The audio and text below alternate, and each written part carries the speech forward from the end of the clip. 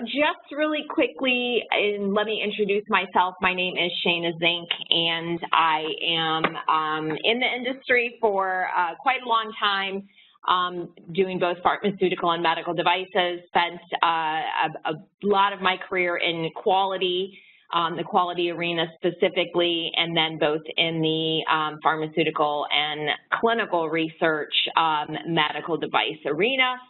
So if you want to know more about me, you can certainly ask, and you can certainly check me out on LinkedIn. I do, quite a few trainings for Barnett, so we welcome you.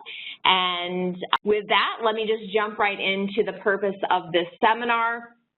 And what we're going to cover today is the purpose of a quality agreement.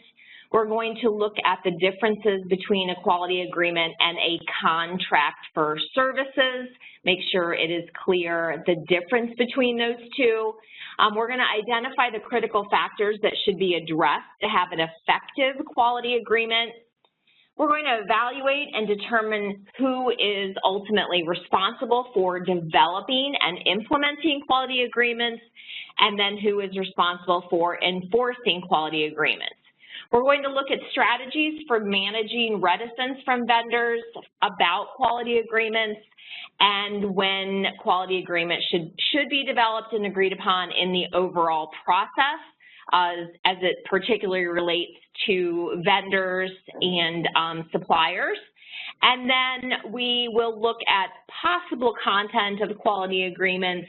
Again, there's so much variation to the theme or what should be included depending on, the exact topic or the exact vendor, or quite frankly, the size or importance or risk, I guess, of the quality agreement that we're putting into place. As we know, quality is very important for clinical trials, and we have to ensure patient safety, data integrity, reliable data is necessary for accurate conclusions, and these quality practices, including quality agreements, are going to help us prevent errors, bias, data manipulation. Of course, in the clinical research arena, regulatory compliance is paramount, and we have to make sure that anybody working on a study, any vendor is going to adhere to quality standards to ensure compliance with regulations. And when we do those two things, then we will have scientific validity, which will give us valid results that our regulatory bodies can rely on in order for them to make their decisions around approval of products, marketing of products. And it also, of course, contributes just to medical knowledge and evidence-based practices. So as I said, quality agreements are not explicitly mentioned in GCP guidelines as an absolute requirement.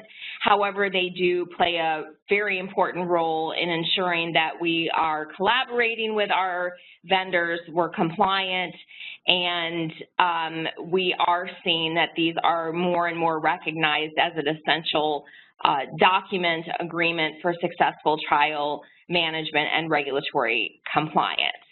So let's now just talk about what is the purpose of a quality agreement. So what is it?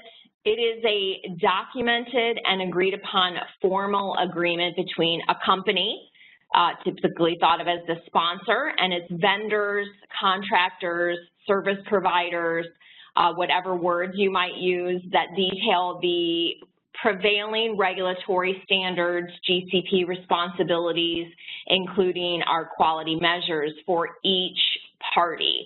So it is a QA to QA document. That is typically how these are going to be established, is from the quality assurance department of the sponsor to the quality assurance department of the vendor. And what it does from an overarching perspective is it describes the scope of quality oversight activities. And as I mentioned, this is not found specifically in good clinical practices, and it is really a term that is borrowed from good manufacturing practices, ICHQ7, that we have borrowed and implemented because we do know that it is going to be best practice.